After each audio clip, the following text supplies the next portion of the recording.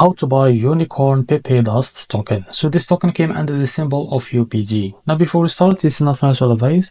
I'm not professional or economic expert, so before investing in any project that you find on my channel, please do your own research. And also there is a referral code down in the description. You can get free money, rewards on crypto with the best referral code. Simply use the code below, fund your account, and enjoy the benefits linked in the description.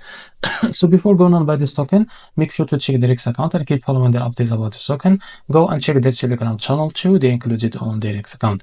So as you can see, this token, it's available on PubFund. As you can see, to be able to buy this token, it's easy and simple. Copy the token address from here, as you can see, and now open your function wallet. Now click on swap. Make sure you have enough Solana on your wallet. Click here and paste the token address. So this is our token. Click on it, and here, as you can see, make sure to read that warning and click I understand. After that, here type how much you want to buy of that token.